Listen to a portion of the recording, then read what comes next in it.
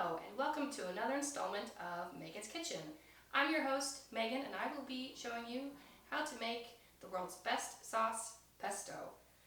Pesto is so great because it can be used for just about anything. You can use it traditionally as a pasta sauce.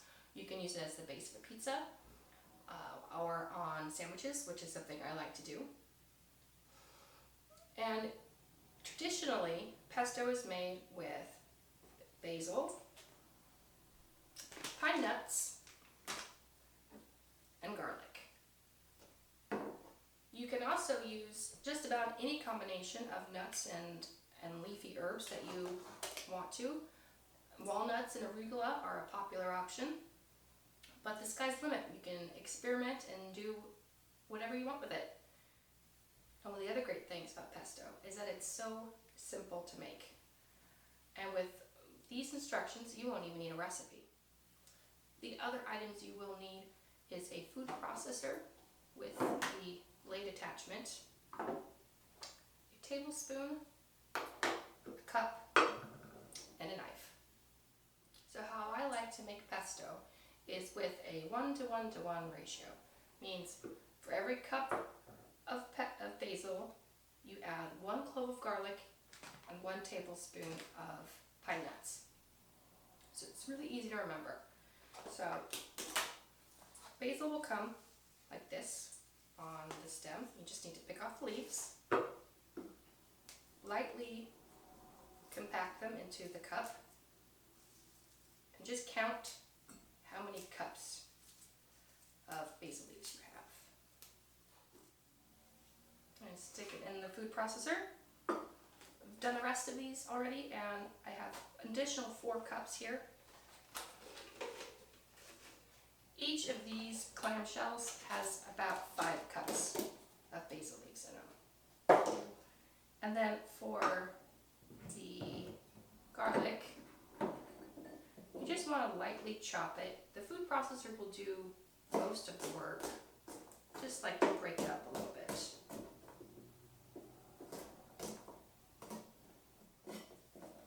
And if you like your sauces very garlicky, you can add more garlic.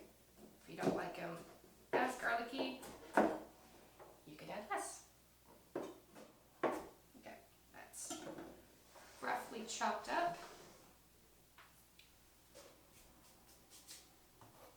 Add 5 tablespoons of pine nuts. Okay, next we add olive oil. You're going to want to add about 2 tablespoons of olive oil at first, and then blend it up and see how it looks. If it looks too thick, you can add more olive oil. So now we're going to process this. Use a spatula to push down the sides, and then we will need to add more olive oil. Just add a couple more drizzles. And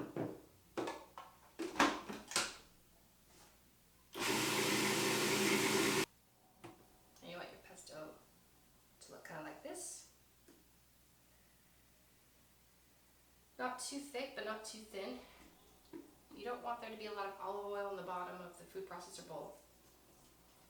And then right now it's ready to use. You can put this directly onto your bread. If you want to turn this into a pasta sauce, I would recommend getting a small saucepan, placing the pesto directly into the saucepan, and then heating it on the stove over medium-low heat. And you will add then some Parmesan cheese. Add some cream to it to give it a nice consistency to coat the pasta with. For about this much pesto, you're going to want to use probably about half a cup, 3/4 of a cup of Parmesan cheese. You really can't mess it up. You just add it until it looks and tastes right. If you don't like things super cheesy, don't add as much cheese. And then again, probably about half a cup of heavy cream or regular cream, heavy whipping cream is the only thing they happen to have at the store when I went there, but it all works the same. What it will look like after you cook it on the stove, turn it into a pasta sauce.